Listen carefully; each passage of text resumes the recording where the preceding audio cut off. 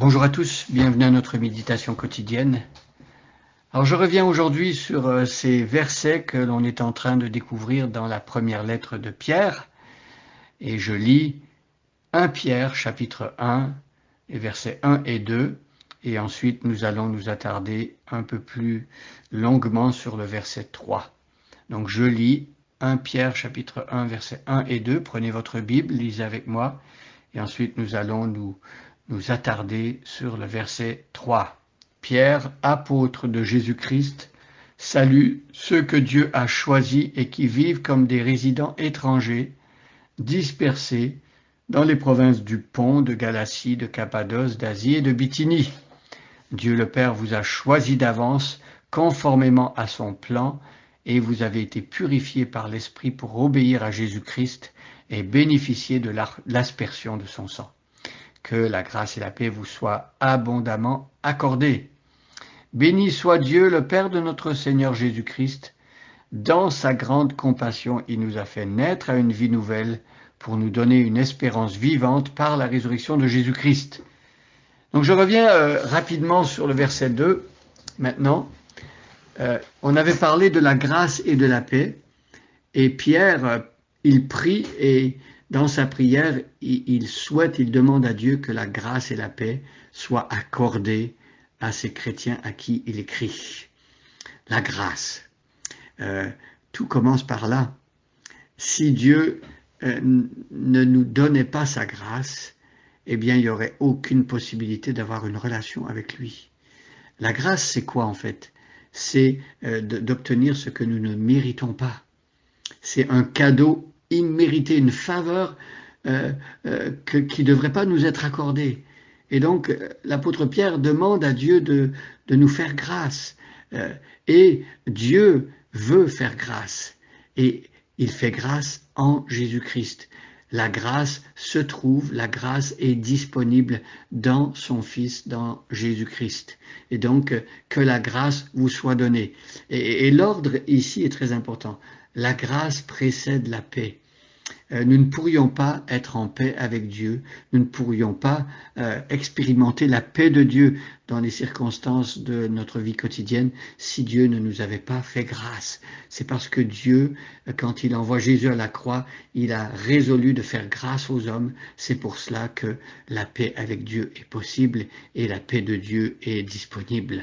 Et donc que la grâce et la paix vous soient abondamment accordées. Et on voit ici que l'apôtre Pierre, il désire que les chrétiens non seulement goûtent et aient un petit aperçu de ce qu'est la grâce et la paix de Dieu, mais qu'ils soient plongés littéralement dans cette grâce et dans cette paix et qu'ils puissent savourer cette grâce abondante qui coule du calvaire et de la croix où Jésus est mort. Et donc le verset 3 maintenant, là l'apôtre Pierre, il bénit Dieu. Alors, il veut que Dieu soit loué et que Dieu soit célébré et il nomme ce Dieu. Évidemment, dans le monde, on pourrait dire qu'il y a toutes sortes de religions qui nous présentent toutes sortes de dieux. Et est-ce que tout se vaut? Est-ce que tous ces dieux-là, c'est pareil? Eh bien non. Eh bien non. Certains dieux sont de faux dieux. Et il n'y a qu'un seul véritable Dieu. Les chrétiens croient en un Dieu unique. Et qui est ce Dieu? Eh bien, il nous est présenté ici. Il est Père. Il est le Père de notre Seigneur Jésus-Christ. Dieu, avant d'être notre Père à nous, il est le Père de notre Seigneur Jésus-Christ. Jésus-Christ, c'est son Fils naturel. Et bien entendu, quand on parle de Fils de Dieu, parfois on est mal compris auprès de certaines religions qui pensent que l'idée de Fils, c'est comme s'il y avait eu une relation sexuelle entre Dieu le Père et, par exemple, la Vierge Marie. Il ne s'agit pas du tout de cela. Quand on parle du Fils éternel de Dieu, on veut dire qu'il est de même nature que Dieu. Et donc, le Dieu de la Bible existe en trois personnes. C'est un Dieu, mais il existe dans la personne du Père, du Fils et du Saint-Esprit. Donc, on a déjà parlé d'avoir été purifié par l'Esprit. On a déjà parlé de Dieu le Père et de Jésus-Christ. Donc, il y a toute la Trinité là. C'est ce que les chrétiens croient. Dieu Père, Fils et Saint-Esprit. Donc, ici, l'apôtre Pierre encourage les chrétiens à qui il écrit de louer Dieu parce qu'il est Père. Il a un cœur de Père, il est rempli de tendresse envers ses enfants. Et il est le Père de notre Seigneur Jésus-Christ. Et nous, quand nous croyons en Jésus, nous devenons des fils adoptifs. Dieu nous adopte dans sa famille et il nous aime comme il aime son propre fils. Alors ici, Pierre continue sa prière dans sa grande compassion. Et là, Pierre explique que Dieu nous a fait naître à une vie nouvelle. Alors, tout chrétien a reçu une vie nouvelle. Tout chrétien a été recréé de l'intérieur. Il n'a pas que cette vie terrestre ou humaine que tous les êtres humains connaissent. Il a reçu en plus de cette vie humaine une vie nouvelle. Et cette vie nouvelle, qu'est-ce qu'elle fait? Eh bien, elle nous donne une espérance vivante.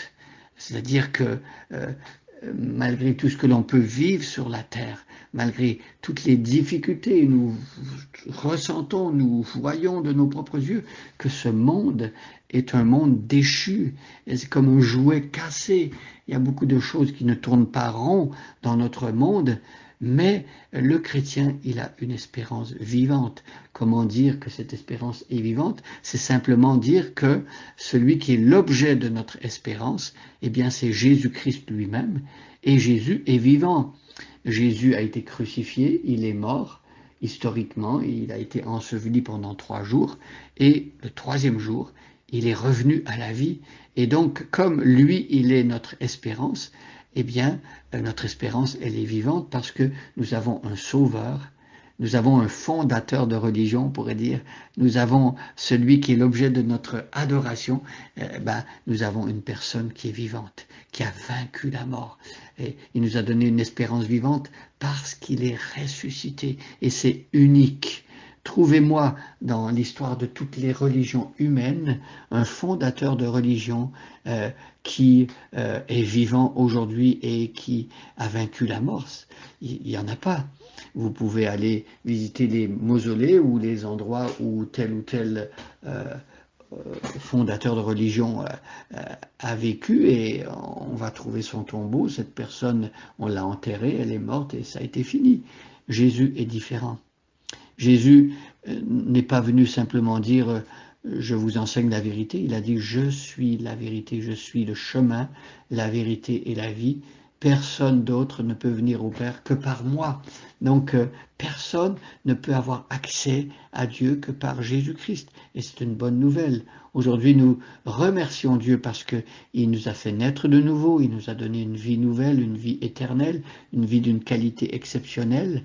C'est une vie qui est indestructible, nous allons mourir physiquement, mais la semence de vie que Dieu a mis en nous, elle est indestructible, même lorsque notre corps va faillir et que nous allons mourir, la vie que Dieu a mis en nous va continuer. Il nous a fait naître à une vie nouvelle et il nous a donné une espérance vivante, on l'a dit. Et c'est parce que Jésus-Christ a vaincu la mort que nous avons cette espérance vivante. Notre espérance est aussi vivante que Jésus est vivant. Et comme Jésus a vaincu la mort, notre espérance, elle est vivante. Il y a tellement de choses dans le monde qui tuent l'espérance. On vit dans une société en déficit d'espérance, mais nous pouvons regarder à Jésus et nous pouvons reprendre courage parce que lui, il est une vraie espérance, une espérance qui ne trompe point. Alors, accrochons-nous à cette espérance. Remercions Dieu pour cette vie nouvelle. Et si quelqu'un qui suit ces méditations n'a pas encore expérimenté cette vie nouvelle, eh bien, tournons-nous vers Jésus-Christ qui est ressuscité et recevons de sa main le pardon des péchés et la vie nouvelle avec l'espérance vivante. Bonne journée à chacun et à chacune et soyez bénis.